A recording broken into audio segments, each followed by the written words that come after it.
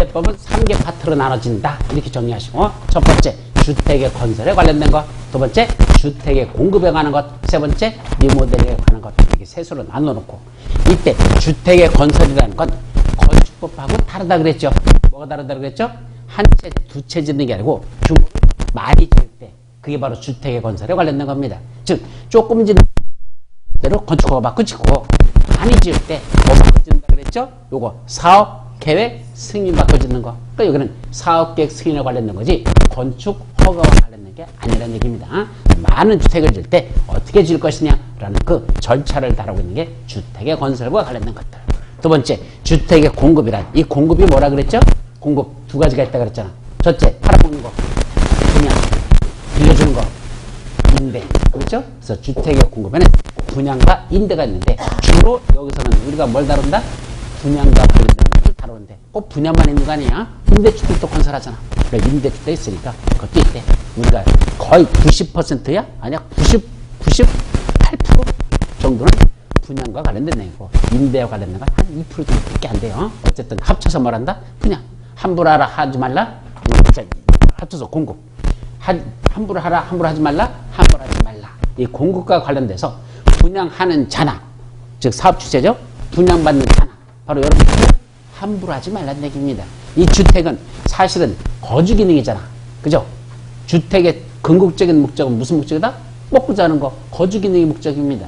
그런데 이놈의 주택이 어느 날부터 무슨 기능이 돼버렸다? 재산 증식 기능이라는 게 나타나기 시작했습니다. 무슨 기능? 재산 증식 기능. 좋게 말해서 재산 증식 기능, 나쁘게 말해서 투기화되고 있습니다. 이 집이 먹고 자려고 집을 사는 게 아니고 돈벌이 수단으로 써먹고 있는 것을 늘어나고 있다는 얘기죠. 따라서 이놈의 주택을 가지고 그런 것들이, 그런 투기화되는 것들을 막아야 되잖아. 막기 위한 제도적 장치, 이게 바로 주택의 공급입니다. 그래서 엄격히 말하면 주택의 건설에 관해서는 공인중개사하고 그렇게 크게 관계되지 않아요. 물론 그 중에 뭐 있죠? 지착을 하는데, 사업 주체 중에서 누가 있죠? 주택조합. 이 주택조합에 관한 건 여러분들이 정리할 필요는 있어. 사실은. 그래서 주택조합에 대해서는 알아둘 필요도 있고, 실무에서 관련되니까. 그러나 나머지 사업 주택에 건설하는 것들에 관해서는 여러분들이 그렇게 크게 관심 가질 건 아니거든요. 그러니까 요 주택의 건설에서는 여러분들 실무에서는 주택조합이 제일 중요하고, 그 다음에 대부분은 주택의 공급과 관련된 겁니다. 자, 올해도 나왔던 분양가 상한제 전주택부터 이렇게 쭉 나오죠? 이런 것들이 주택의 공급을 함부로 하지 못하게, 또 공급받는 여러분들 함부로 받지 못하게 하는 그런 제한적인 내용들이 여기 쭉 들어있더라. 이거야. 세 번째는 기존에 있는 공고주택, 기존에 있는 공고주택. 세월이 흘러다 보니까 녹물도 나오지, 누수가 생기죠. 그러다 보니까 뭐 해야 됩니까? 다시 부시고 새로 짓는 건 뭐로 가는 것이고, 재건축으로 가는 것이고, 현재 있는 걸 고쳐서 쓰자라는 거, 조금 더 증축해서 쓰자, 요거는 리모델링은 개념을 가더라. 그래서 여기는 뭐에 관한 것만 다룬다? 리모델링만 다룹니다. 옛날에 이 주택법에서 뭘 다뤘느냐? 옛날에 주택건설 촉진법이라는 법이 있었어. 그게 주택법으로 바뀐 거야. 그래서 주택건설 촉진법에서는 그 재건축 있죠? 재건축을 여기서 다뤘었어요. 재건축도 여기서. 왜? 주택이잖아. 주택을 뭐 한다? 부시고 새로 짓다. 또 재건축도 여기서 다뤘었는데, 아니야. 그거는 무슨 사업과 관련된다? 전비사업 쪽이 더 관련이 많더라. 그래서 전비법으로 그걸 보내버린 거죠. 그래서 제가 강의할 때 전비법에서 사업은 세 가지 사업이 있다고 그랬죠? 주거환경 개선사업, 재개발사업, 재건축사업. 그 중에 주거환경 개선사업과 재개발사업은 비슷하게 돌아가고, 반면에 재건축은 별도의 개념으로 이렇게 떨어진다 그랬죠? 그 이유가 어디서 왔기 때문에 그래. 처음부터 전비법에 있던 게 아니고 재건축은 어디 있던 거야? 주택법에 있던 게 재건축으로, 그래서 전비법으로 넘어왔습니다. 그러니까 원래 이 두 사람 뭐였던 사람이고, 여기 살던 원주민 수박이들이야. 근데 이 사람은 어디서? 딴 데서 이사 온 사람. 그럼 아무래도 같이 어울립니까? 이게 뭐 걸어지는 거야. 그거야, 법이. 취지가 그거야. 그래서 그때 설명 일부러 안 했던 게, 요걸 설명해야지만 이해가 되거든. 그래서 주거환경 개선사업과 재개발사업은 오리지널 전비사업으로서 지들끼리 같이 있던 거고, 반면에 재건축은 주택법에 있던 게 1, 2, 넘어오면서 결국 전비법 분야로 돌아다 보니까 아무래도 현실적이지, 조금 떨어지지. 그러니까 지금부터 보면은 전부 다 전비법이 그렇게 됐어요. 주거환경 개선사업하고 재개발사업은 같이 가는 방향이고, 그 반면에 저건축은 다른 분리가 되어 있다. 그런 이유가 바로 그렇게 서로 이질적인 성격을 갖고선 밀리게 됩니다. 원래 어디 있던 거? 주택법에 있는 게 재건축이 정립부로 갔다 하셨습니까? 그런 흐름만 정리하시고. 자, 그러면 먼저 주택의 건설에는 첫 번째 뭐부터 나올까? 크게 보면 누가 주택을 건설하지? 항상 뭘 하자 그러면 뭐부터 나올까? 누가 하지? 라는 그 후, 영어로 뭐라죠? 후, 바꾸소자 WHO. 원래 영어로다 이름 쓸 때는 HOO 뭐 이렇게 쓰라고 원래 그렇게 안 씁니다. 그러나 제 이름 쓸 때 이렇게 씁니다. 누구? 박후사 할 때 후 이렇게 씁니다. 이렇게 씁니다. 하여튼 후 누가 하지? 사업 주체. 여기는 사업 시행자라고 하지 않습니까? 사업 시행자라고 부르지 않고 뭐랍니다? 사업 주체라고 하자. 그래놓고 사업 주체가 두 개 나눠진다. 등록사업자, 비등록사업자. 국토교통부에 등록하고 사업을 시행하는 자. 그럼 한번 등록사업자라는 건 일정한 요건을 갖추라 그랬죠? 여러분들 책에서 간단히 보고 넘어갈게요. 몇 페이지냐면 519페이지 가보시면 기본서 519페이지 가보시면 등록사업자로서 등록해야 되는 등록 기준이 나와요. 그리고 거기 먼저 등록 대상자부터 보시죠. 519페이지 1 등록 대상자. 거기에 누가 들어가죠? 단독주택은 연간 얼마 이상 짓는 사람만 20호 이상 짓는 사람들. 공동주택은 원칙적으로 연간 20세대 예외 30세대 이상 짓는 사람들. 이 사람들이 뭐합니까? 등록합니다. 대지를 조성하는 사람은 면적이 얼마 되는 거? 연간 1만 제곱미터 이상. 대지를 조성하면 뭐부터 합니다? 등록. 따라서 중개업을 할 때도 연간 10채 이상을 갖다가 중개하는 사람은 등록하라 이렇게 돼 있죠? 아, 모르지 아직 공부를 안 했으니까.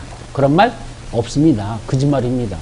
아, 중개업 하는데 연간 10채 이상을 중개하는 사람만 등록하라 그랬습니까? 아닙니다. 그런 거 없어요. 뭐 하라는 얘기야? 그냥 중개업을 하려면 뭐 된다? 등록해야 됩니다. 다만 한 건만 중개하면 어떻게 될까? 그건 업이 아닙니다. 업이라는 개념은 무슨 사업, 앞에 업자 있잖아. 업이라는 무슨 말이죠? 반복적으로 그걸 하겠다라는 게 업자에 들어가는 겁니다. 우리가 어떤 걸 업으로 한다라는 건 그건 내 직업으로 한다는 뜻이고 그 직업으로 한다는 건 한 번만 하는 게 직업입니까? 아니죠. 반복적으로 연속적으로 한다는 선택이 직업이라는 뜻입니다. 그래서 업을 한다. 중개업이라는 걸 한다. 업자를 붙였잖아. 그래서 그냥 중개를 하는 게 아니라 중개를 업으로 하는 자는 뭘 한다? 등록하라 그랬습니다. 그래서 자, 이 친구가 집을 팔겠대. 이제 집 팔겠대? 그러면 이거 잘 안 나간대. 근데 아이고 이거 큰일 났는데 빨리 팔아야 되는데 했더니 내가 그 소리 들었어. 그래서 누가 했죠? 참 가만있어 봐. 집 살려고 했잖아. 전번 나한테 얘기했잖아. 내가 우연히 그 얘기 들었어. 그럼 내가 뭐 했죠? 다른 데서 중개를 해줬습니다. 중개해줬습니다. 나 중개했죠? 그랬더니 뭐 하더랍니까? 고맙다고 양쪽에서 수수료를 주겠답니다. 그래서 100만 원씩 주길래 200만 원 받았습니다. 그랬더니 이걸 가지고 뭐죠? 중개업 자격도 없는 자가 중개업을 했다고. 그게 위반했다고. 중개법을 위반했다고 해서 이게 법원 재판까지 갔었습니다. 나 처벌 받았을까 안 받았을까? 안 받았습니다. 왜요? 그냥 한 건 정도는 일반적으로 이렇게 연결해 주는 거 이거는 업이라고 볼 수가 없다. 아까 말했잖아. 업이라는 건 뭐죠? 직업으로 하는 것이고 내가 이거 직업으로 한 겁니까? 아니야. 난 강의가 직업이지 중개 직업이 아니야. 그냥 우연히 알아서 했더니 사례금으로 좀 준 거 받은 거 이걸 가지고 중개업자 그러니까 자격도 없는 자가 중개를 했다고 하면 이거는 과잉이다. 잘못됐다 해가지고 처벌받지 않았었습니다. 그래서 한 건 정도는 업으로 합니다. 여기도 마찬가지야. 주택을 짓는데 조금 짓는다고 많이 짓겠습니까? 많이 짓는데 연간 이 연간이 뭐죠? 1년 동안에 이 말이야. 1년 동안에 적어도 20호 또는 원칙 20세대 이상 짓는다면 그 사람들만 뭐가 필요하다? 등록이 필요하죠. 그럼 5채 지을 때는 연간 5채만 짓는데 등록해야 됩니까? 안 해야 됩니까? 안 합니다. 그럼 뭐 하면 돼? 아까 말했잖아. 그냥 건축 허가 받고 그냥 지으면 돼. 등록 필요 없어. 건축 허가 받고 그냥 지으면 돼. 그럼 봐봐. 1월 달에 5채 졌어. 5월 달에 또 5채 졌어. 그 다음에 7월 달에 또 5채 졌어. 거기에 연간 얼마 졌어? 15호. 단독주택 졌어. 15호 졌어. 그땐 등록합니까? 안 합니까? 거기까지도 안 합니다. 근데 10월 달에 또 5채를 짓는답니다. 그럼 연간 20호 이상에 들어가죠? 그때 마지막 10월 달에 짓는 5채 질 때는 등록을 하셨어야 됩니다. 안 하고 지어버리면 무등록사업소 가서 처벌이 이루어진다 이 뜻이야. 그래서 연간이라는 건 1년 동안에 일정 규모의 산지일 때 그럴 때 등록이 필요하고 그 규모가 안 되면 등록하지 않고 그냥 건축법상 뭐가 그죠? 건축허가 받고 지면 되라는 얘기입니다. 건축허가 받을 때는 그 허가 받는 자도 일정한 자격을 필요합니까? 건축허가 받는 자도 자격이 필요할까요? 필요 없습니다. 내가 짓겠다는데 그랬더니 당신은 뭐가 그때는 자본금 얼마 이상 또는 자산 평가액이 얼마 이상 돼야 되고 그죠? 이런 거 요구합니까? 아니요. 건축물 짓는 사람은 그냥 내가 건축허가 신청만 들어가면 되는 것이고 나라는 사람이 중요한 게 아니라 그 땅에다 어떤 건물 짓느냐 그 건물 보고 허가해버려야지 내가 잘생겼는지 못생겼는지 나이가 많은지 적은지 재산이 큰지 적은지 따지다 안 따지고 건축허가를 내주겠다는 얘기입니다. 그런데 주택법에서는 이건 사업주체에 대해서 등록하려면 아까 말한 거기 일정한 그 밑에 519페이지 두 번째 설정 이런 요건을 갖춰야지만 등록을 받아주겠다 이 말입니다. 그래서 아까 연간 20호 이하만 찔 때는 미만만 찔 때는 뭐 할 필요가 없고 이런 요건을 갖출 필요가 없어요. 그러고 바로 건축 허가로서 받아 건축주로서 지면 되는 것이고 이런 규모 20호 이상 연간 짓는다면 이때부터는 뭐가 필요하다? 그 밑에 있는 각종 자금도 있어야 되고 기술 인력도 갖추고 있어야 되고 사무실도 갖춰야 그래야 뭐 한다? 등록을 받아주고 그 등록한 상태에서 그렇게 져야 사업 이제 승인이 난 거지 그렇게 앉았다가는 무등록 사업자로서 처벌받는다. 아셨습니까? 개념 정리를 일단 그렇게 정리하시면 됩니다. 그래서 거기 이제 자금, 기술 인력, 사무실 면적이 이게 등록 기준입니다. 그걸 갖추라는 얘기입니다. 그러면 등록사업자를 써줄 수 있다 이 말이죠. 반면에 그런 요건 안 갖춰도 되는 자 비등록 사업자 해야 되죠. 그건 안 해도 되는 사람이에요. 그 중에 대표적인 게 누구더냐? 521페이지. 거기 아까 말했죠. 국가, 지방자치단체, 토지특공사, 지방공사. 얘들은 어떻습니까? 뜻발 있는 자들이고 521페이지 맨 밑에 비등록사업자 나오죠? 그래놓고 두 명이 더 있어. 누구죠? 주택조합하고 또 하나 근로자를 고용하는 고용자. 뭐 한답니까? 등록 안 해도 된답니다. 주택조합은 좀 이따 보고 먼저 고용자가 뭘까? 고용자. 이게 무슨 말이야? 고용자. 보통 회사를 말합니다. 일반 회사. 근데 회사가 건설 사업을 목적으로 하는 겁니까? 다른 사업을 하는 겁니까? 예를 들면 삼성전자. 주택을 건설하는 회사입니까? 전자제품을 만들어내는 회사입니까? 전자제품 만드는 회사잖아. 근데 삼성전자에서도 뭐 하겠대? 주택을 짓겠대요. 누구를 위한? 근로자들을 위한. 자기 회사 직원들 있잖아. 사원들을 위한. 무슨 아파트 짓겠다는 얘기야? 여러분들 사원 아파트 들어오셨잖아. 그럼 사원 아파트 누가 짓는 거야? 삼성전자가. 근데 걔들도 주택을 짓잖아. 근데 걔들은 등록해야 됩니까? 안 해야 됩니까? 안 해도 된다는 얘기야. 다만 조건이 있어. 등록은 안 한다고 지멋대로 짓는 건 안 되고 반드시 전문가인 누구랑? 등록사업자와 공동으로 사업을 시행하는 경우에 하나여 등록하지 않아도 된다. 이렇게 돼 있잖아. 따라서 고용자인 삼성전자가 주택을 지멋대로 짓는 건 안 되고 반드시 누구랑 같이 져라? 등록사업자, 등록사업 같이 지라는 얘기야. 그때 그 삼성전자는 등록한다? 안 해도 된다? 안 해도 된다. 왜? 이미 등록한 사람하고 같이 하니까. 무슨 말인지 아시겠습니까? 누구도 마찬가지야. 주택조합도 등록사업자와 같이 할 수는 있습니다. 그때도 만약 그러려면 등록사업자 가져가려면 자기는 등록 안 해도 돼. 근데 단독을 하려면 주택조합이 단독을 하면 그때는 반드시 등록을 해야 됩니다. 그래서 주택조합은 지가 단독으로 하려면 스스로 등록을 해야 되고 만약에 등록사업자와 공동한다면 등록하지. 조심할 거예요. 그 밑에 있는 고용자는 단독으로는 죽었다 깨어나도 못합니다. 고용자는 누구랑 같이 해야 돼? 항상 등록사업자와 같이만 하도록 이렇게 법이 있어요. 그래서 그건 나중에 이제 더 깊이 들어갈 것이고 어쨌든 등록사업자는 누구랑 같이 한다? 주택조합하고 같이 할 수도 있고 고용자하고도 같이 할 수도 있고 그러면 그 주택조합하고 고용자는 등록하지 않아도 되는 자 이렇게 돼 있죠. 그러다 보니까 그 중에 중요한 게 누구다? 주택조합이라는 얘기입니다. 그래서 주택조합은 세 가지가 있어요. 지역주택조합, 직장주택조합, 리모델링 주택조합 세 가지가 있죠. 그 중에 가장 요새 문제되는 게 뭐죠? 지역주택조합이 참 문제가 많아요. 사실 여러분들 중에 누군가가 지역주택조합원 되려고 저한테 가서 물으면 저는 일단 듣지도 않고 뭐 하더냐? 하지 마십시오. 부터 얘기합니다. 하라고 이제까지 저는 찬성한 적은 한 번도 없습니다. 지역주택조합은 하지 말라 그럽니다. 왜 그러죠? 법이 너무 허술해가지고 이 조합장 새끼가 다 헤쳐먹는 데가 너무 많습니다. 80% 이상이 실패입니다. 성공 확률은 20%밖에 안 되는 게 지역. 그걸 싸다고 그래. 싼 게 지지떡이라고 생각하시면 돼. 한마디로 말하면. 돈 집어넣었다가는 그 돈은 그냥 뺏긴 돈이다, 빼인 돈이다라고 생각해도 맞을 만큼 이놈의 지역주택조합이 엉망으로 운영되어 있다는 거. 그거 하나도 제대로 잡지 못하는 저 국토교통부를 말한다. 빙신 중에 상빙신이란다. 주택은 주택조합이 잘못 운영된 건 법이 잘못됐다는 얘기야. 그걸 법은 만드는 것을 운영하는 게 누구죠? 주체가 국토교통부잖아. 이들이 못하고 있는 거야, 이건. 그래서 사실은 재건축 같은 건 법적으로 그래도 많이 정리가 돼 있어. 옛날보다 많이 보완돼 있어. 근데 주택조합에 관해서는 전혀 보완이 안 됐습니다. 물론 일부 보완한다고 하고 있는데 무슨 오줌 싸도 찔끔찔끔 고쳐가지고 아직도 갈 길이 참 먼 게 무슨 법? 지역주택조합에 관한 문제라는 거. 거기 가입하지 말라라고 말씀드렸으니까 하여튼 참고하시고요. 어쨌든 그런 주택조합에 관한 내용들이 있단다. 그거 하시고. 그 다음에 사업계획 승인받으라 그랬죠. 주체 뭐죠? 누가 하지? 사업주체. 등록사업자, 비등록사업자. 그 비등록사업 중에서 특히 누구랑 같이 하는 등록사업자, 공동으로 사업을 하는 주택조합은 이게 첫 번째 주택조합은 그 일부 문제 중에 한 문제는 무조건 주택조합이야. 아시죠? 한 문제는 안 난 적이 없다. 매년 주택조합을 끝난다. 이렇게 생각하시고 주택조합은 정리하셔야 되고 이제 사업주체가 할 일이 뭘까? 항상 똑같다. 사업주체가 정해졌다. 그 사람이 할 일 사업을 시행하기 위한 구체적인 계획을 수립한다. 맞습니까?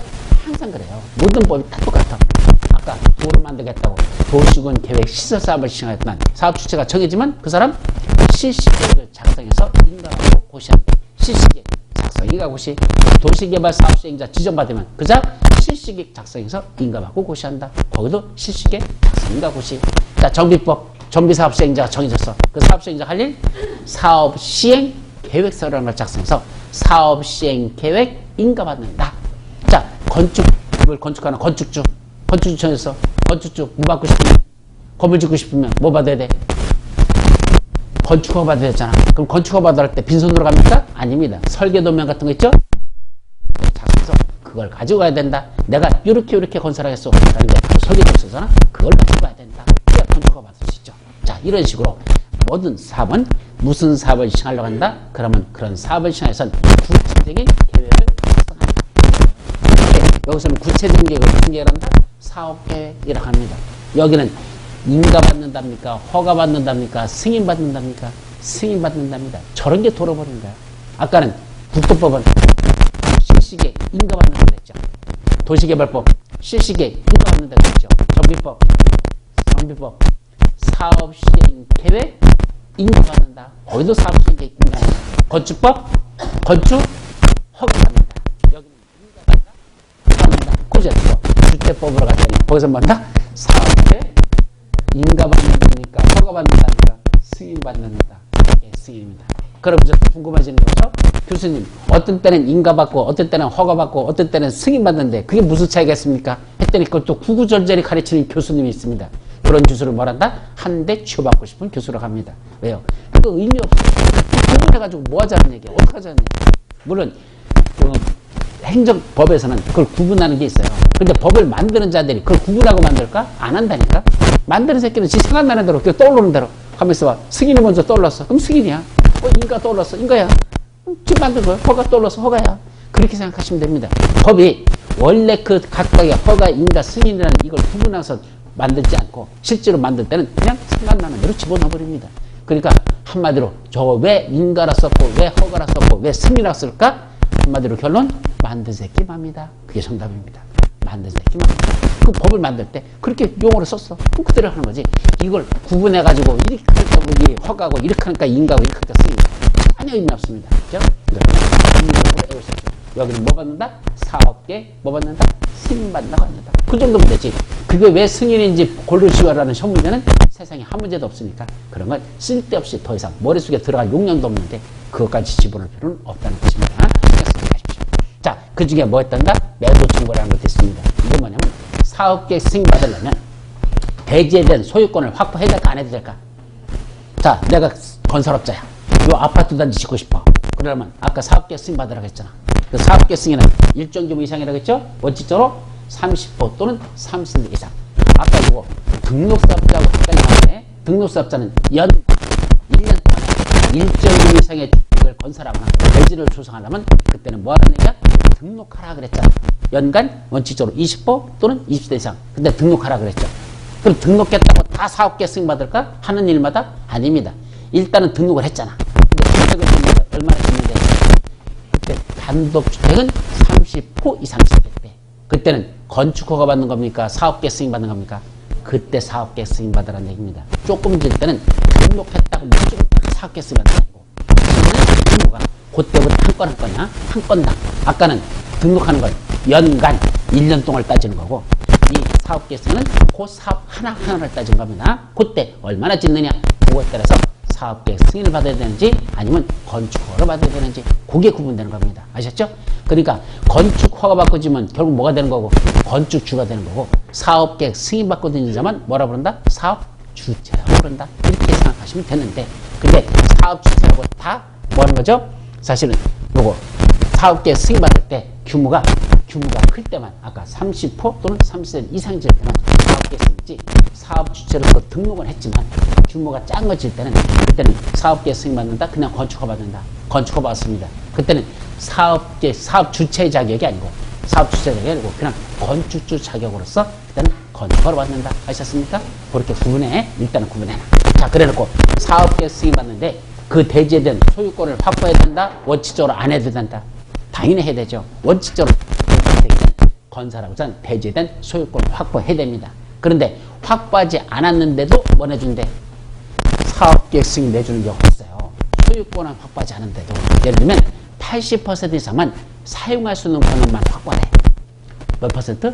80% 사용할 수 있는 권한. 그래서 사용권이라고 하잖아.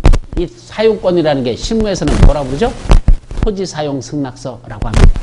내 토지 너 사용해도 좋아 라고 토지 사용 승낙서라는 게 정해져 있습니다. 아직은 소유권까지 내가 다 취득한 건 아니에요. 그런데 여러분들한테 뭘 받았다? 토지 사용 승낙서를 받았답니다. 물론 일부 토지를 뭐 했고 사들였어. 그리고 일부는 아직은 사지를 못했지만 그래 그 땅에다가 네가 사용할 수 있는 권한을 줄게. 그러니까 뭐 해도 좋아. 사업계획 승인 들어가고 이래서 나중에 너한테 팔겠다는 걸 전제로 한 거야. 그러니까 일단은 먼저 사용 승낙서를 써주겠다 입니다.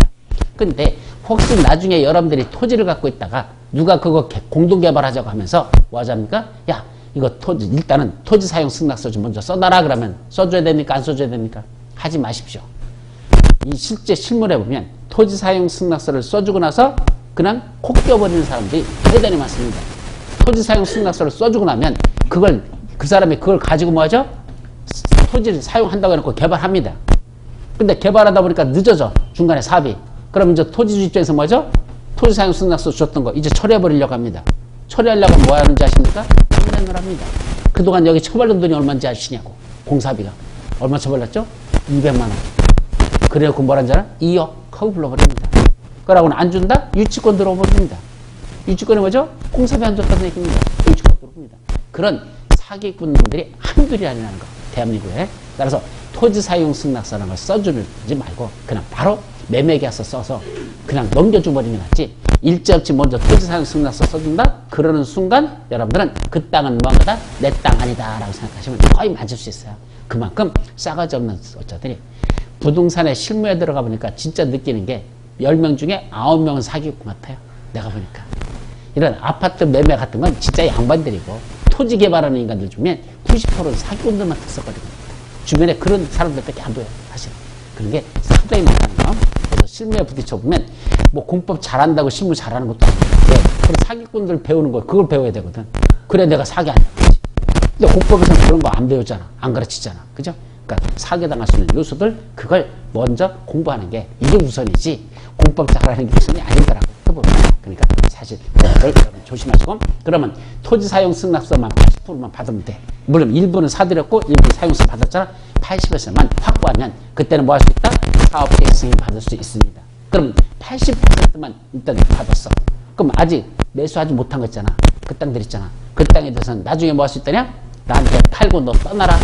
매도 청구라는 게 무슨 말이죠? 팔고 떠나랍니다.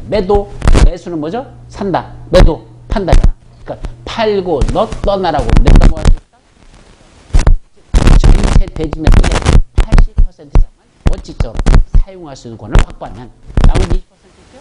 그 사람들 너 팔고 떠나 그럽니다. 그랬더니 이 토지 소유자 또 뭐랄까? 싫죠? 싫어?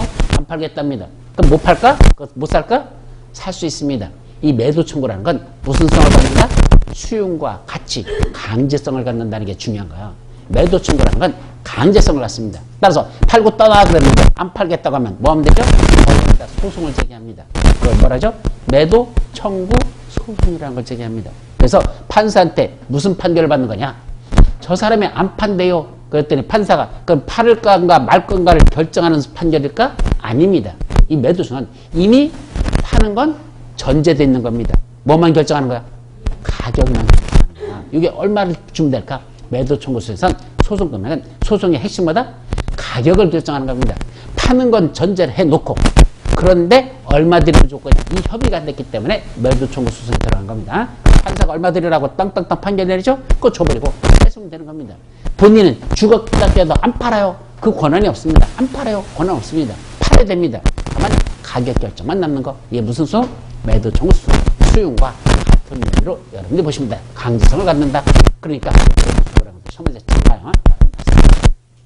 자, 이제 사업계획 승인 받았다는 얘기는 뭐해도 좋다는 얘기야? 사업계획 승인 받은 대로 뭐해도 좋잖아요. 사업을 시행해도 좋다 이 말이죠. 근데 사업에 들어가려고 했더니 아까 수용 같은 거 아직 안 된 적도 있어요. 보상비는 다 주지 않았어. 그럼 아까 원칙적으로 사업 시행 못한다 그랬죠? 그러니까 보상비 같은 거 주는 그런 절차가 있어야 될까 없어야 될까? 있어야 되죠. 그게 뭐란다? 사업 시행 위한 조치 해가지고 크게 보면 여기 토지의 출입 등 강제로 하는 거야. 할 수 있는 권한도 줘야 되고 수용도 해야 되고 여기 주택건설 용지 확보라는 게 뭐냐면 이 주택법에서 주택을 지을 수 있는 땅들이 이제 많이 남았을까 거의 다 사라질까. 좋은 지역은 이미 뭘까요? 여기 보세요. 여기 아파트만큼 벌써 들어왔죠? 여기도 아파트 들어와있죠? 들어와있죠? 여기도 짓고 있죠? 그러니까 남는 땅 어디 있어? 아직? 여기 좀 남았네. 그죠? 여기 아직 좀 덜 졌네. 어디 졌고 여기 아직 안 졌네. 이제 좀 있으면 뭐 할까? 이 산자락도 통째로 날아가겠지. 그러니까 까불려 아파트 지을 거냐.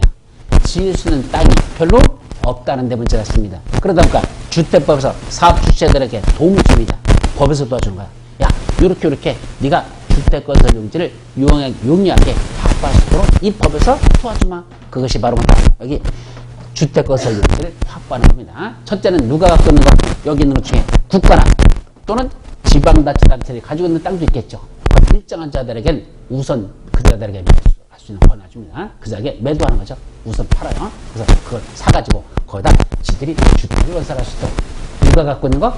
국가나 지방자치단체가 가지고 있는 그런 땅을 일정한 자들이 우선 살 수 있는 그런 권한을 주는 것도 이 법에서 도와주고 있고 또 하나 우리 도시개발법에서 환지 방식으로 사업을 시행할 때 무슨 땅이 있었죠?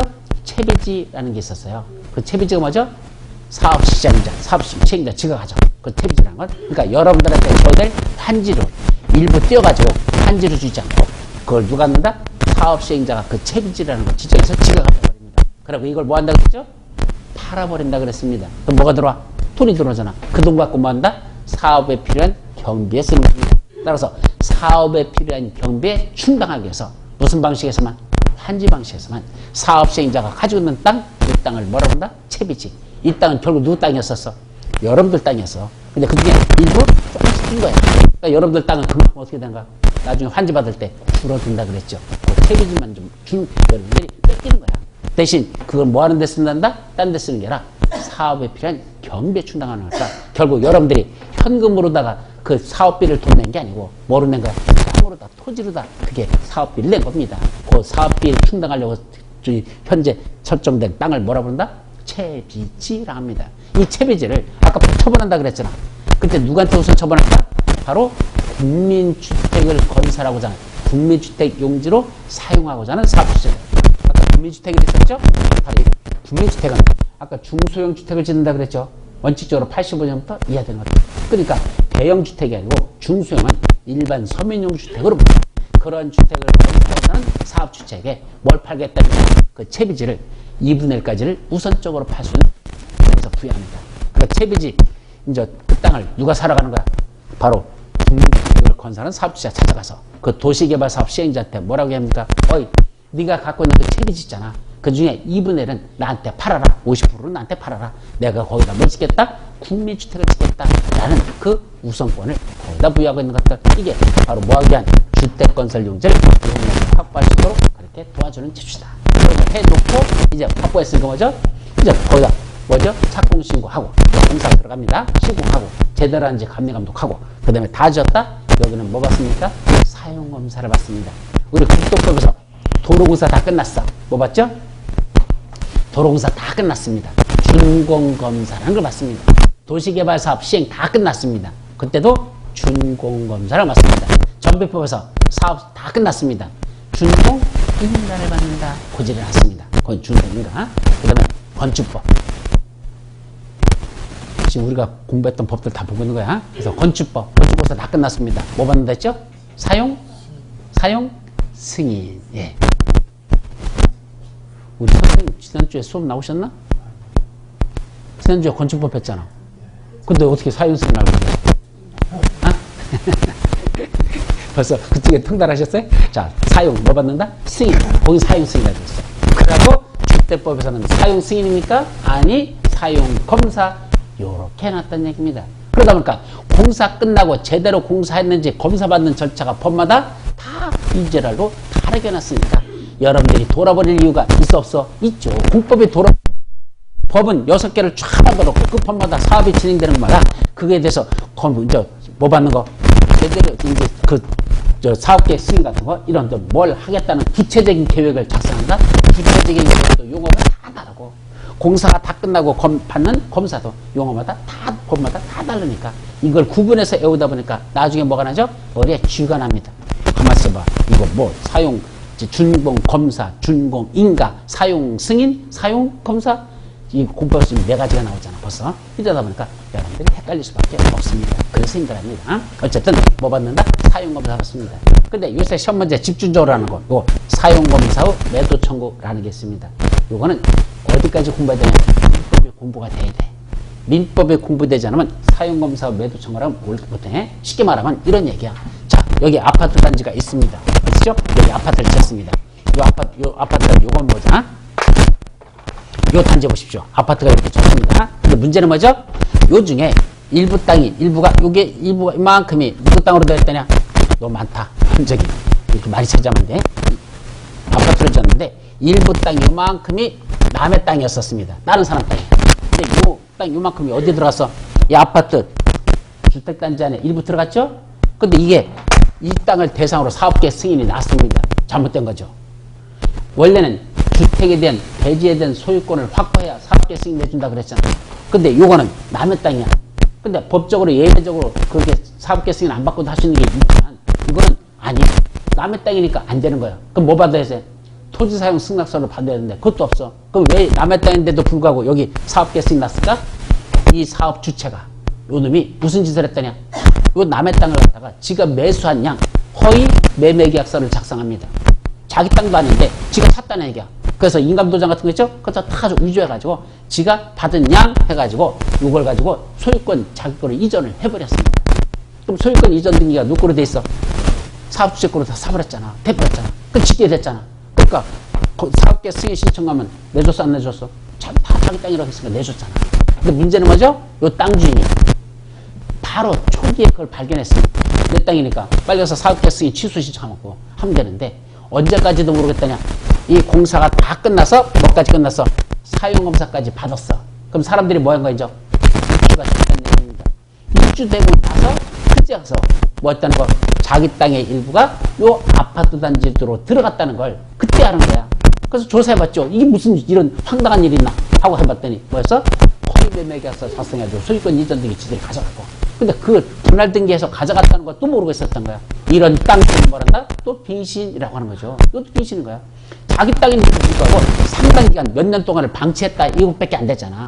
그래놓고 나중에 이게 딱 들어갔는데 문제는 뭐죠? 여기에 이미 아파트가 들어차 있잖아. 그럼 이 아파트 이 토지 지분 가진 사람들이니까요. 곧 자기 동. 근데 여기 아파트가 한 개 동에 이렇게 올라가 있다고 가져가.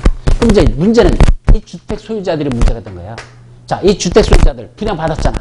소유권 등기 직거래 다 했잖아, 이제. 했는데 문제는 이 땅은 자기 것 아니다. 아니라는 데 문제가 있습니다. 아니, 등기부등본에도 올라있잖아요. 사업주택으로. 자, 물어보죠.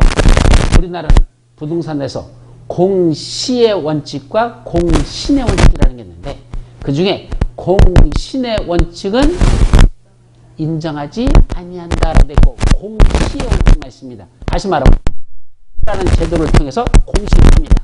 사람들에게 이게 누구 땅이다라고 공시한다는 얘기입니다. 근데 이때 누구 땅이라는 이 소유권에 관해서는 공신 국가가 신뢰하지 않아주겠다는 얘기입니다. 그러니까 믿음이 없다는 얘기입니다. 공시 사람들한테 알리는 것까지는 등기부라는 걸 통해서 하겠지만 뭐까지는 인정합니다. 그 사람이 진짜 소유자냐 이것까지는 인정하지 않는 신뢰 공신의 원칙이라는 거야. 그래서 공신 공적으로 국가가 신뢰해준다라는 원칙은 인정하지 않는데 따라서 어느 상에 들어있다 하더라도 소유자라고 돼 있다서 그 사람이 진정한 소유자냐 이것까지는 국가가 인정하지 않겠다는 얘기입니다. 그게 문제된 거야. 그러니까 우리나라는 그게 심각한 거야. 사람들은 다 땅 살려면 뭐밖에 없어? 건물 살려면 등기부밖에 없잖아. 등기부의 소유자가 누구냐 없잖아. 근데 그 소유자가 진정한 소유자가 아닐 수 있다는 걸 조심하셔야 하는 이게 문제예요. 그게 어디에 나오죠? 민법에서 배우는 겁니다. 거기까지 배우셨어요? 네, 그럼 저 진도 나가도 돼. 그까지는 배우셨으니까. 자, 그러니까 그 민법하고 관련해서 공시의 원칙은 인정되지 않기 때문에 사실은 여기 있는 사람은 이 아파트 이 주인들은 뭐만 지을 거야? 아파트 건축물만 짓 거지 땅은 남의 겁니다. 따라서 이 남의 이 땅 주인이 가만히 있을까? 당연히 소송 제기하죠. 그래서 이건 허위 매매 계약서로다 내 땅의 일부를 저 새끼들이 사기쳐서 가져갔고 그래서 저 땅은 내 땅이니까 확인해 주세요라는 소송을 제기합니다. 그럼 누가 이길까? 100% 이 땅 주인이 이기게 됐습니다. 왜? 등기부상에 있는 건 공신으로 인정되지 않기 때문에 등기부상에 있는 건 실제가 증명되면 소유권이 바뀔 수 있거든. 그래서 다시 판사가 그래 이건 요 사업주체가 아니고 이 사람들까 이 분양받은 사람들 게 아니라 이건 이 사람이다라고 하는 거죠. 그럼 그거로 끝날까? 안 끝납니다. 이제 문제가 된 게 뭐죠? 여기 있는 아파트 분양받은 사람들 무슨 죄 있어? 아무 죄 없습니다. 그냥 정상적으로 저거 사업 진행한다고 난 분양받아 내 건 줄 알고 소유권 등기 끝났고 근데 나중에 땅을 뺏겨버리게 됐잖아. 이 주택의 소유자들이 뭐 할 수 있죠? 다시 이 땅 주인한테 매도 청구라는 건 무슨 소리?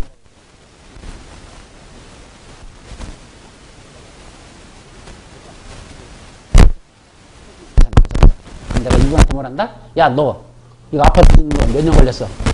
3년. 그러고 너 지나고도 또 1년 더 지났어. 뭐 하고 있었어? 가만히 있었잖아. 그전에 그럼 4년 지나고 와가지고 직장이라고 소송 가져가서 직장이라고 가져간다? 나는 아무런 죄도 없는데 난 또 그랬죠? 그때는 너 4년 동안 저 방치한 책임지라는 얘기입니다. 그걸 뭐라고 한다? 매도 청구 소송. 너 나한테 팔아라 하고 매도를 제기합니다. 물론 3개월 동안은 미리 협의해야 돼. 안 되면 그때는 소송까지 가야 됩니다. 그래서 얼마 할 건지 이 가격은 시가에 따라 매도. 그럼 그거로 내가 너한테 줄 테니까 팔아라 합니다. 나는 이미 뭐 분양돼 판했죠? 그래서 또 따냈는데 다시 이 사람 땅을 뭐 한다? 살 수 있는 권한은 나한테 주겠다는 얘기입니다. 매도 청구 소송에서 이 땅을 삽니다. 근데 이건 강제성이 있으니까 이분은 뭐예요? 반드시 팔아야 됩니다. 내가 팔아라 매도 청구 소송에는 안 팔 권한이 없습니다. 그러니까 무슨 책임을 묻는 거야? 4년 동안 방치하고 있었던 책임을 나한테 줬겠다는 얘기입니다. 그래서 소유권은 인정하되 대신 팔으라는 얘기입니다. 그래서 내가 살 수 있는 권한을 나한테 이제 이 주택 소유자한테 주겠다는 얘기입니다. 아셨죠? 뭘 한다? 사회복지사로 매도 청구를 합니다. 그럼 이분이 팔아야 되는데 안 판다? 그럼 뭐 하면 되고? 매도 청구 소송 제기해서 결국은 그 금액이 정해지죠? 판사 줍니다. 그럼 그거로 끝나면 또 안 되잖아. 나는 가만히 애먼 사람, 그냥 피해만 입은 사람이 되어버렸죠. 그죠? 왜? 누구 때문에 피해 입은 거야, 이거? 이 건설회사, 어떤 이제 또 새끼자가 들어가야 돼. 이 건설회사 새끼. 희죽이 때문에 나 피해 입은 거죠? 그러면 내가 그동안 들어간 돈 있잖아. 소송비 들어간 거 있죠? 이분한테 매도 청구해서 시가로다 돈 준 거 있죠? 그 돈에 전부 다 누구한테 청구하면 될까? 사업주체 그 새끼한테 청구할 수 있다. 그걸 구상권을 행사할 수 있다. 라는 걸 법률에 만들었습니다. 전부를, 그 전부를 구상권을 행사할 수 있다. 라고 냈습니다. 문제는 뭐죠? 문제는 뭐죠?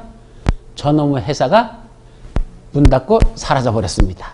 아니면 또 폐업 신고해버렸고 다른 데 가서 또 건설회사 명이 다른 거 내가지고 또 한 거 있습니다. 그런 싸가지 없는 회사니까 저런 짓을 벌였을 겁니다. 그래서 나중에 여러분들 법적으로는 매도 청구 소송을 제기할 수 있다라고 돼 있지만 그놈의 회사가 사라져버린 경우도 수두룩합니다. 그럼 더 이상 제기할 데가 없는 겁니다. 그냥 자기가 이중으로 돈 내고 말아버리는 그런 경우도 수두룩합니다. 하여튼 그런 걸 뭘한다? 사용검사 매도 청구. 이게 만들어진 게 지금 한 3년인가 4년밖에 안 됐거든요. 한 4년 됐을 거야. 근데 거의 그 중에 4번 시험 봤다 면 3번까지 났나? 되게 자주 냅니다. 이게 되게 좋은가 봐. 출제원들이 매력 있는 다 출제됩니다. 뭐하고 그런다니까 민법하고 관련된 내용들도 있으니까 실제원들은 다 법정보한 사람들이거든. 그러니까 재밌는 거야, 직업을 때는. 그러니까 이런 것도 시험문제 내기를 되게 좋아합니다. 하여튼 민법하고 결부된 그런 내용들도 있더라. 그 다음에 주택자. 자, 지금 어디까지 왔죠? 누가 하지? 사업주자. 사업주자가 정해지면 사업을 시행한 구체적인 계획을 수립한다. 그걸 사업 계획을 수립해서 이때는 허가받는다, 인가받는다? 아니, 승인받는다. 사업계획 승인받았다. 그럼 승인받는 대로 사업에 들어가죠? 그랬더니 필요한 몇 가지 조치를 해야 된다. 그래서 필요한 건 사용을 할 수도 있고 또 그 주택을 건설할 땅이 부족하니까 국가, 공공단체가 들어가면 국가 지원을 국유지를 입장자가 우선 매수 할 수 있도록 해줘요. 또 사업 주체가 여기다 뭐 짓는다? 쿠미시설 짓겠다. 그럼 누가 그는 땅? 도시개발사업 시행 환지 방식으로 가지고 있는 땅 책이지. 그럼 바로 거기다 국민들. 그래서 주택 건설 용지를 확보하도록 도와주죠. 그런 조치를 했고 이제 뭔다? 공사도 한다. 착공 신고. 공사한다. 시공한다. 제대로 이제 감독한다. 감독한다. 다 줬다. 사용 검사를 받는다. 그런데 사용 검사하고 나서 뭐 하는 게 있다? 일부 매도 청구를 하는 그런 게 있다. 자, 그러면 뭐가 끝난 거야? 공사 끝난 거죠. 그런데 주택 자금은 마지막. 이 주택을 건설하는 필요한 자금을 어떻게 건설할까? 무슨 사채가 있다? 주택 상환 사채가 있다. 그것도 시험 문제 아주 잘 나요. 이 개념 그대로 번역하면 뭐예요? 주택 상환이 뭐죠? 갚는다는 뜻이야. 상환한다. 갚는 뜻이야. 주택으로 갚겠다고, 갚겠다고. 사채가 뭐죠? 하여튼 문제는 뭐죠? 저놈은 사채라는 개념이 또 문제가 됩니다. 그때 맨날 주서들은 사채는 몇 개밖에 없어. 고리대고 뭐. 그 사채밖에 없잖아. 그 사채일까? 아닙니다. 그때 사채는요, 개인 사채를 씁니다. 개인한테 빌린 돈, 이게 사채야. 그럼 여기는 이런 사채일까? 아닙니다. 이때 사채는 개인 사채가 아니라 회사 사채를 씁니다. 회사 사채야. 사채. 회사가 발행한 채권, 이런 뜻입니다. 이게 사채야. 그럼 회사가 발행하는 걸 다른 말로 뭐라 하죠? 회사채라고도 해. 저 다른 말로 회사채. 그럼 회사가 발행하는 채권은 무슨, 어떻게 하는 거예요? 회사가 자기 회사의 신용도 그걸 가지고 채권을 하면 우리 회사가 이렇게 믿을 수 있으니까 이걸 내가 좀 돈이 지금 필요하거든. 그러니까 우리 회사 명의로다 내가 채권을 발행할 테니까 네가 사란 얘기입니다. 그랬다가 만기가 되면 그게 3년짜리일 수도 있고 5년짜리일 수도 있고 1년도 있겠죠. 그 기간이 지나면 그 채권을 갖고 오라는 얘기입니다. 그럼 그때 가서 뭐 어떻게 원금하고 이 그다음에 회사가 이건 아무나 발행할까? 아닙니다. 신용도가 없으면 발행해봤자 살 사람이 저 회사 부도난다고, 그죠? 벌써 3년 전부터 소문났었어. 맨날 하는 거 보면 비실비실해 지금. 뭐는 무너지기 일부 직전이야. 회사차 발행하면 살 사람 있어 없어? 병신만 사죠. 똥똥한 사람 뭐 살 일이 없죠. 그러니까 일단 신용도가 없으면 회사에 어느 신용도가 있으면 회사채 줄여서 뭐랄까? 바로 이 주택상환사채는 회사가 발행하는 채권이라는 뜻입니다. 근데 누구니까? 한국토지주택공사. LH 있죠? 얘들하고 또 하나 있어. 누구죠? 누구? 등록사업자. 그 중에서 법인 등록사업자. 뭐 이런 사람들, 이런 자들이 바로 뭡니까? 바로 이 주택상환사채라는 걸 발행합니다. 그래서 법인 등록사업자하고 그 다음에 한국토지주택공사가 뭐 하는 거야? 자, 주택을 건설하려고 하는데 뭐부터 해야 됩니까? 토지 매입부터 해야 될 거 아니야. 그럼 땅 사는 가격이 장난이 아니죠? 수백억, 수천억씩 들어갈 때가 있잖아. 그 땅값면도. 근데 자금이 지금 부족해. 공산해야 되겠고. 그럼 뭐 하죠?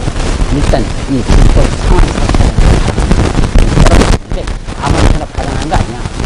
뭐 할 수 있는 사람? 입주할 수 있는 자격이 있는 분양 자격이 있는 분들 있죠? 그분들만 주택 상환사채를 살 수 있지. 아무나 그냥 의득이 뜨득이 다 사는 거 아닙니다. 그러니까 원래부터 뭐 할 사람이야? 분양받을 자격이 있는 사람들이야.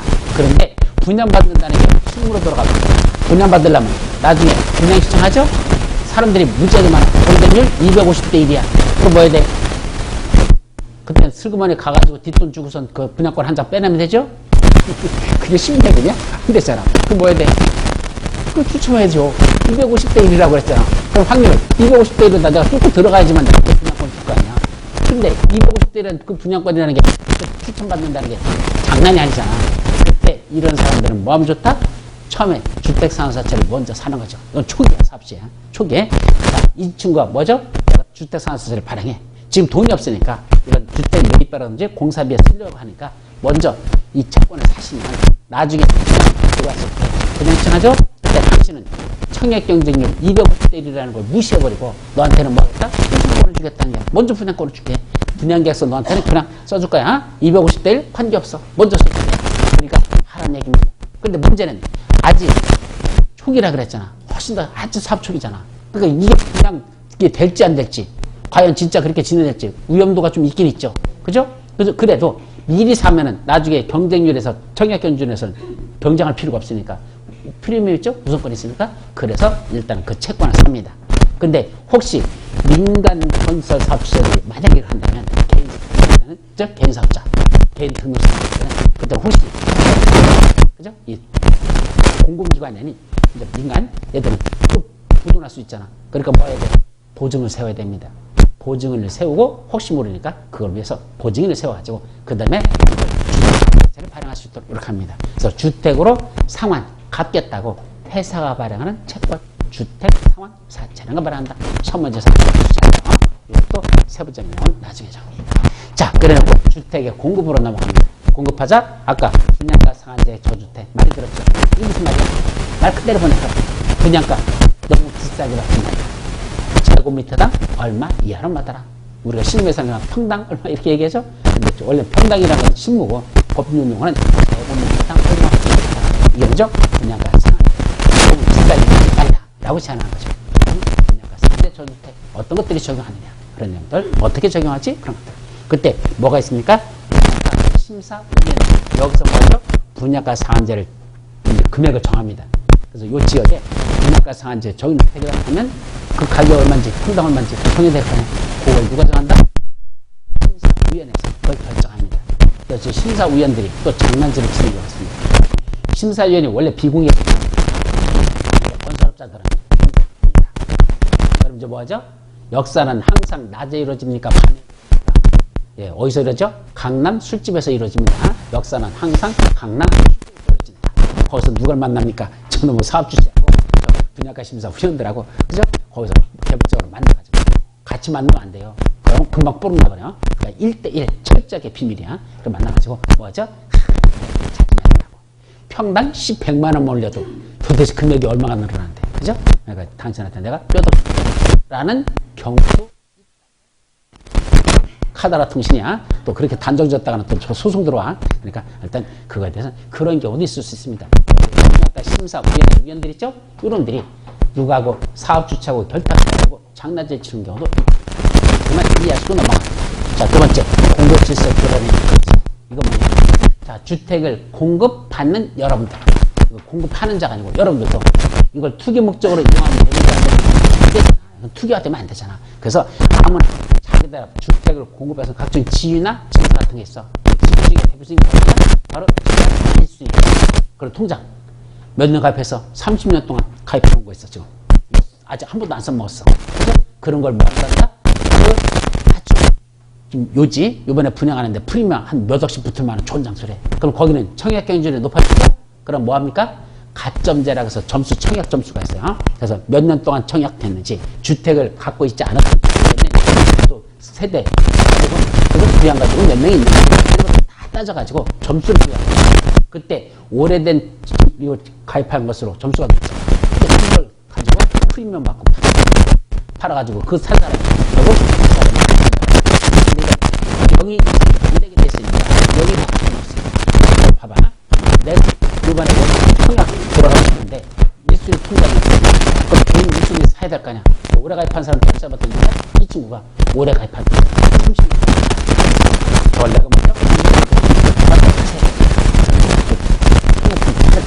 그죠? 얼마 줄 테니까 5천만 원 프리미엄. 이 친구 뭐죠? 그렇지 않아도 뭐 저 그림의 떡이고 분양하는 거 봤더니 요새는 기본이 7억이고 10억인데, 그죠? 그 돈 없어서 안 되겠대. 그래서 그냥 나한테 팔겠대. 그럼 명의를 나한테 이전할 수 있다? 안 된다 그랬잖아. 명의 이전 안 된다 그랬죠? 그럼 어떡하죠? 이면계약서를 쓰는 겁니다. 이면계약서라는 건 이면이 뭐죠? 이면지라고 들어보셨어요? 종이 중에 이면지. 이면지가 뭐야? 앞에는 이미 활용한 거고 뒤에 아직 활용하지 않은 점이 그 부분을 쓸 수 있는 거. 그게 이면지라고 하잖아. 이면계약이라는 건 앞에로 드러나게 쓰는 계약서가 아니고 뒤에 몰래 숨겨서 쓰는 계약서. 이걸 이면계약이라고 합니다. 앞에 드러난 게 아니고 뒤에 숨겨져 있는 계약서. 그럼 이면계약서를 쓰죠. 남들한테 보여주면 안 돼. 우리 둘만 쓰는 거야. 어디다 뭐라 쓰죠? 내가 이분이 갖고 있는 1순위 통장 모든 권리를 누구한테 양도하기로 한다? 나한테 그 권리를 양도하기로 한다. 이거에 대해서는 일체 이의를 제기하지 않는다. 그리고 그 프리미엄으로 얼마를 드린다? 5천만 원 드린다. 그러면 이제 내가 신청하는데 내 이름으로 못하잖아. 누구 이름으로 해야 돼? 원래 소유자 이름으로 일단 그냥 시작합니다. 당첨됐어. 뭐 내야 돼? 계약금 내야 되잖아. 누가 내죠? 저분 이름으로 냅니다. 근데 저분 돈으로 냅니까? 아니야. 일단 모든 권리는 내 거로 넘어갔죠? 그럼 내가 그 돈 갖고 본인 이름을 집어넣습니다. 자, 중도금 내야 되죠? 누구 이름으로 한다? 저분 이름입니다. 아직도. 그럼 내가 돈 줘서 중도금 내고 합니다. 마지막 잔금 치러야 되죠? 내가 돈 줘가지고 잔금 치릅니다. 그러면 소유권 등기 누구 이름으로 합니까? 이분 이름이죠. 아직 나는 드러나면 안 되는 거죠. 소유권 등기 합니다. 전매 제한 기간 걸려있으면 계속 그대로 가야 되고, 전매 제한 기간이 없으면 소유권 등기 하자마자 다시 이전 등기를 내 이름으로 끌어옵니다. 그럼 누구 거야? 내 거죠. 그럼 이때 프리미엄 3억 붙었습니다. 내가 3억 줘야 됩니까? 안 줘도 됩니까?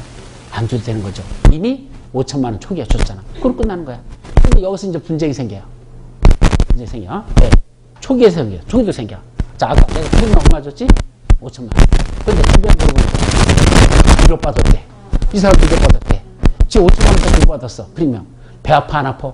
아프죠. 그럼 나한테 찾아오잖아. 와서 뭐라죠? 더 주세요. 주변 사람들은 아 1억인데 왜 당신은 5천밖에 안 줬어? 더 주세요. 하잖아. 나 생긴 거 봐. 더 주게 생겼어? 안 주게 생겼어? 야, 계약서는 폼으로 쓰냐? 그죠? 계약서 썼잖아. 정시? 거기서 5천만 원 주기로 했잖아. 폼으로 쓰냐? 그래서 나도 안 주고. 이 친구도 웬만하면 포기해야 되는데. 그죠? 지가 계약서 뭐죠? 생긴 거 밖에. 생겼어. 그래서 늘어지게 생겼어. 이렇게 있죠. 큰 싸움이다. 싸우다 뭐 하죠? 결국 꼬록 나버립니다. 그래서 위에 레이더에 걸려버립니다. 시청에 걸리거나 사업주에 걸려버립니다. 그럼 뭐 되는 거죠? 3년의 징역 또는 3천만 원의 벌금에 처한다. 그런 겁니다. 실질적으로 벌어집니다. 나중에도 소유권 등기할 때도 그때 가서 프리미엄이 이제 얼마 됐죠? 1억이 아니죠. 3억이 돼버렸어요. 이 공물이.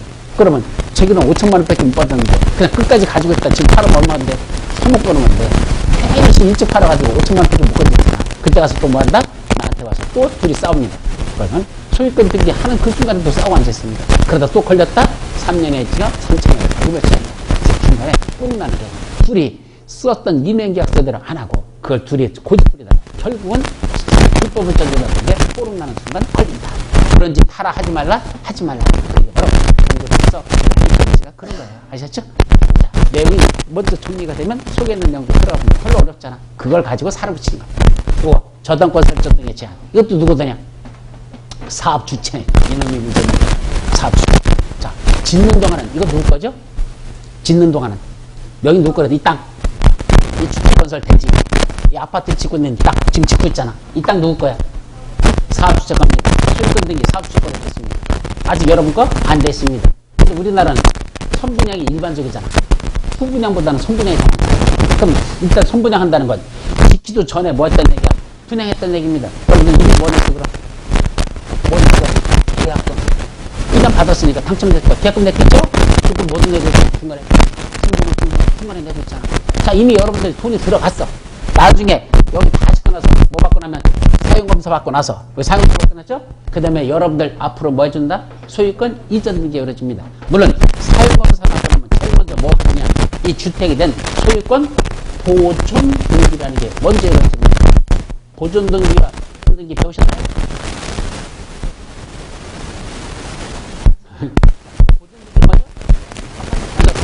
건물에 대해서 이 건물에 대해서 이거라는 거 일단은 등기부터 합니다. 짓기 전에는 아직 등기가 안 되잖아. 땅에 대해서만 소유권 등기가 물꼬로 돼 있어. 사업주거로 돼 있고 아직 건축물에 대해서는 짓는 중이니까 등기가 안 됩니다. 받았죠? 사용검사 받았죠? 그럼 이제 이상 없다는 거잖아. 이때 등기가 들어갑니다. 이때 누구 명으로 일단 등기한다? 사업체 명으로 먼저 등기합니다. 이걸 보존 등기 했죠? 그러니까 여러분들이 마지막 원래는 잔금 치르면 그때 여러분들 앞으로 그날부터 뭐 해준다? 이전 등기. 소유권 이전 등기. 이전 등기는 분양받은 사람들한테 하는 거다. 이 소리. 뭐가 문제야? 보증 등기에 잔금 치르면 그때 여러분들이 그런데 중간에 계속 계약금 내고 중도금 내고 있었잖아. 그런데도 불구하고 여러분들은 아직 등기부상에서 소유자로 나타난다? 안 나타나고 있다. 안 나타납니다. 물꼬로 돼 있다? 물꼬로 돼 있다. 엄밀히 말하면 저기 사업주의 겁니까? 아니잖아. 여러분들께 될 거잖아. 여러분들 거잖아. 그죠? 그러다 보니까 사업주체가 이 땅을 가지고 이 주택을 가지고 장난질 치면 될까 안 될까? 안 됩니다. 장난질의 대표적인 게 뭐죠? 은행에서 저 땅을 담보대출받았거든요. 저당권 설정되죠. 담보대출받았죠? 그 돈 갖고 뭐 하는 데 쓰면 괜찮아. 아파트 공사업사로 쓰거나 이거 가지고 나중에 여러분들이 입주할 때 저게 만약 아파트가 5억이라고 가정해? 그럼 5억에 대해서 여러분들이 다 5억을 내야 됩니까? 아니, 은행에서 대출받을 수도 있죠. 그 대출금을 애들이 뭐 한다? 지들 전판에 저 건설공사들 쓰려고 대출받은 거 있었잖아. 그 대출금을 뭐 한다? 여러분들한테 그걸 다시 이전한다. 그래서 여러분들 주마다 나눠지겠죠? 대출금은 수백억이 될 수 있고 수천억이 될 수 있고 그걸 여러분들한테 나눠줘. 나누면 이건 얼마? 3억. 그러면 5억 중에서 3억을 원래는 누가 대출받은 건데 사업체가 받은 걸 그 대출금을 승계시킨 거죠. 여러분들한테. 그럼 여러분들은 3억의 대출금을 받은 거로 되면 얼마만 되는데 실수금은 2억만. 따라서 사업체 명의로 대출받은 걸 누구 명의로 바꾸면 투자자 여러분들 명의로 바꾸면서 다만 여러분들이 내야 되는 돈은 이제 5억을 다 내는 게 아니라 그 3억만 대출금으로 다 인정되니까 내고 나머지 2억만 근데 그거 싫은 사람도 있어. 뭐 하는 사람? 인격적인 사람. 그러면 자기가 그냥 현금 다 내겠대. 그래서 5억 다 내면 자기 명으로만 소유권 등이 되고 거기는 저당권 설정 안 되겠죠? 그렇지 않고 여러분들이 만약에 사업 주체가 받았던 대출금 그 이자 높지 않거든. 뭐 연리 1점 몇 프로 뭐 이런 것도 있거든. 그거 승계받으면 낫겠죠? 그렇게 산다. 그거는 괜찮아. 그렇게 해서 지들이 하겠다면 괜찮아. 그런데 이런 건설공사비를 쓰지 않고 대출받아서 다른 데다가 저기 어디 갔었어? 그 사업주체의 사장님 새끼가 가지고 강원랜드 갔어. 강원랜드가 뭐 하는지 아죠? 가서 땡겼더니 뭐 777 나오는 게 아니라 444만 나와가지고 약속다고 그랬대. 그죠? 그래가지고 그 돈을 거기다 수백억, 수천억 갖다 뿌려쳐 파고 갔대. 돈 날려버렸대.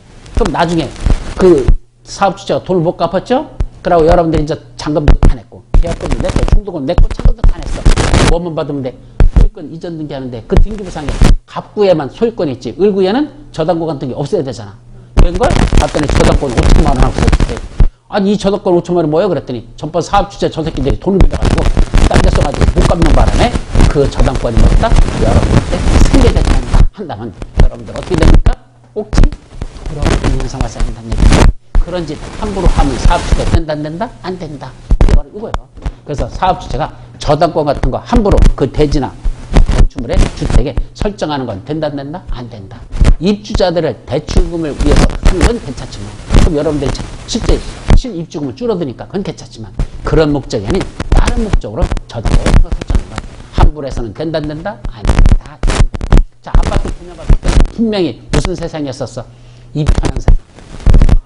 아파트 분양받을 때는 무슨 세상이라고? 이 편한 세상을 분양받았어. 대리건설 거죠. 그죠? 근데 나중에 입주하려고 들어가보려고 갔어. 이제 이사람이 싸가지고 입주하래. 장갑까지 차 찍었잖아. 차에서 이사품이 여기서 농담해서 싣고 집에 딱 가고 아파트 가볼까? 고구갑도 거기 이 편한 세상이야? 안 편한 세상이야? 안 편한 세상으로 바뀌었어. 아니 왜 우리 아파트가 이 편한 세상인데 왜 이렇게 됐지? 대리건설 새끼들이 중간에 저 이름도 없는 저 로고 이름도 없는 저 안 편한 세상이라는 건설했을 때 팔아가지고 여기 바뀌어버렸대. 사업주체 그런 식으로 된다 안 된다? 안 된다. 중간에 그런 게 이런 것들이 저당권 설정 등 하고 있는데 거기에 한도로 양보하는 거 그런 거 못하도록 처분하지 못하도록 법에서 막고 있습니다. 우리나라는 아파트에 대한 브랜드를 대단히 중요시 여겨. 브랜드가 그 아파트 값이야 사실은. 그러다 보니까 이걸 함부로 다른 건설한테 팔아버리면 유명한 건설회사들은 뭐 하면 되죠? 건설 안 해도 돼. 맨날 뭐 하면 돼? 찍겠다고 해놓고 분양받아가지고 또 팔고, 그죠? 다른 사람한테 팔고. 그럼 그 차이만 남겨도 되지. 규제라고 공사하면서 뭐 현장에서 뭐 노동자가 사망했네. 이거에 대한 책임지고 골치 아프게 하지 말고 그냥 맨날 프리미엄 명의만 팔아쳐먹어도 되잖아. 그러면 된다 안 된다? 그런 게 바로 저당권 설정입니다. 자, 밑으로 내렸어요. 투기 과열죠. 자, 무슨 가격이? 주택 가격 상승이 물가 상승률보다 현재 물가 상승이라고 같이 올라가는 것도 괜찮아. 근데 그거보다 훨씬 더 올라간다. 그럼 투기하자고 했다는 얘기죠. 그런 것들을 막기 위한 투기 과열지고 일정 기간 동안 전매 행위를 제한하는 그러니까 투기 과열지의 핵심은 전매를 제한한다. 물론 공법에서만 전매를 제한하고 세법 같은 데 가면 처분할 때 또 세금 같은 건 또 별개의 개념이나 세법은 뭐 같은 투기 과열지구는 일정 기간 동안 전매를 금지시켜서 그런 투기를 못하도록 의미가 있습니다. 자, 조정 대상 지역이라는 것도 있거든요. 두 가지가 있어요. 과열 지역과 위축 지역이 있습니다. 과열 지역은 뭐죠? 값이 팍 뛰는 지역. 위축 지역은 거래가 너무 안 되고 가격이 떨어지는 지역. 지금 강남은 과열 지역으로 볼 수 있고, 저기 지금 어디야?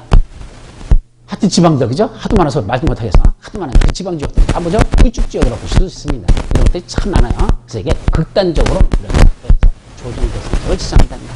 또 전매이자 이런 아까 분양가 상한제 정주택, 우리 투기과열지구, 조정대상지역 등등 이런 지역에서는 일정 기간 동안 전매하지 못하게 합니다. 전매 제한 기간을 두겠단다. 이게 우리 기본서에 보시면 나오거든요. 몇 페이지 나오면 이게 이번에 왕창 바뀌어버렸어요. 몇 페이지? 575페이지. 575페이지 기본서에 보시면 전매 제한 기간, 그 지역에 따라서 어떤 지역에 따라서 쭉 그게 나오거든요. 근데 이게 왕창 바뀌어버렸습니다. 기간이 훨씬 더 강화됐습니다. 근데 사실은 시험 문제 거의 안 납니다. 왜 안 나죠? 수시로 바뀝니다. 하여튼 수시로 바뀌어. 야, 경기가 죽는다? 그럼 전매 제한 기간 짧게 주고. 야, 경기가 너무 과열됐다? 전매 기간 길게 늘리고. 요새는 수도권은 과열돼 있죠? 그러니까 전매 제한을 왕창 늘립니다. 근데 저는 이거 전매 제한 기간 왕창 늘리는 건 지역적으로 좀 전혀 다르게 해야 돼요, 사실은. 법을 보다 굳이 규제할 필요 없다고 생각해. 이건 누구한테 줘? 그냥 시도사, 시장무사한테 권한 줘가지고 조례로다가 니들이 알아서 정을 하지. 법에다가 그때그때 규정하는 것. 이건 잘못했습니다. 오늘 박원순 시장이 오늘 기자회견 한 것 같더라고. 그러면서 열받은 건 서울 집값이 벌써 27%인가 오르겠고, 그러면서 뭐야 7억짜리가 뭐 지금 17억으로 가버리고 뭐 이렇게 되는 이 세상. 그게 말이 되는 세상이야. 그러니까 이걸 규제하고 싶은데도 누구한테 권한이 없다는 얘기야. 자기한테 권한이 없대. 지 권한을 제대로 사지도 못한 죄도 있지. 그런데도 법적인 권한은 전부 다 위에서 틀켜주고 있으니까 국토 변호하고 있으니까 사실은 지가 즉석에서 바로 말할 수 있는 이 권한이 부족하죠. 그것도 맞는 얘기가 틀린 얘기는 아니야. 그러다 보니까 그게 적절성이 떨어져. 지금에서. 왜냐면 서울 지역은 집값이 좀 잡는데 급하고, 만약에 저기 지방 같은 데는 집값을 끌어올릴 때 급한 거죠. 그걸 법에서 일률적으로 규제한다고 될 겁니까? 안 되잖아. 그때마다 그 지역에서 활용도를 다시 쓸 수 있게 해야 되죠? 그런 게 필요하긴 필요한데, 또 그게 잘못 운영되면 이놈은 또 시장군수구청장이 다음 정치장으로, 그죠? 선거장을 끌어들이려고 또 엉뚱한 짓 해가지고 또 뒷돈 받아가지고 또 이런 식으로 하는 것도 있어가지고 규제하는 것도 있긴 있겠지만, 하여튼 그렇다고 다 안 믿을 수는 없잖아. 꼽아놓은 이상 어느 정도 믿고 좀 그때그때 지역에서 하는 법이 있어야 되는데, 그게 일률적으로 하다 보니까 좀 힘든가 봅니다. 이번에 서울시장이 그것도 했는데 집값이 너무 오르는데 시장으로서 무력감을 느낀다는 얘기죠. 할 수 있는 조치가 이거 좀 풀어달라, 권한 좀 달라 라고 오늘 또 한줄 건데, 어쨌든 그런 내용들이 있단다. 그런 게 일정기간 전매를 제하는 건 일률적으로 이런 식으로 법을 만들어놨는데, 이거는 의미가 없어요. 그때 그냥 바로바로 조정할 수 있어요. 부동산은 바로바로 조치를 해야 되지, 늦어져 버리면 어떻게 하죠? 오를 때는 다 올라버리잖아. 요새 가격 20년 쭉 올랐는데 한 게 딱 하나입니다. 뭐였죠? 분양가 상한제. 이것만 만들면서 오히려 기존 집값들 이미 저는 것들 짓는 것만 제한한다는 얘기죠. 근데 이미 진 건 제한 없습니다. 근데 짓는 걸 제한하니까 사람들이 짓습니까? 안 짓습니까? 안 짓죠. 분양가를 떨어뜨리니까 집값이 떨어지거든. 안 짓잖아. 기존 집값만 더 올리고 있는 거야. 이런 병신 같은 짓 말하는 거야. 쉽게 말하면 풍선 있잖아요. 이쪽을 꽉 눌러버리면 어디가 올라가? 쭉쭉 올라가잖아. 이 짓 하는 거야. 또 여기 꽉 눌러버리면. 이게 부동산 대책입니까? 그런 게? 그러려고 저기 앉아가지고 지금 장관이라고 앉아있고, 국장이라고 앉아서 그 짓거리 새로 충내고 있습니까? 그런 돌머리들한테 청와대에 있는 수석들은 뭐하는 거야? 제가 보기에는 절대가리들만 앉아가지고 그냥 세금만 충내는 식출이들입니다. 국민들 열받게 만든 겁니다. 27주 동안 올라가는 동안 아무것도 못하고 있어요. 맨날 뭐죠? 그래서 쌈박질만 하고 국정들부터 잘 보게받아야 돼. 지원해야 돼. 문제가 좀 많이 있지. 그 정도만 하자. 거 올라가면 혈압 올라간다. 나간다. 하여튼 이런 내용을 다루고 있는 게 바로 무슨 내용이다? 주택법의 전부야. 아셨죠? 그래서 다음 시간에 세부적인 내용 좀 보자. 좋다.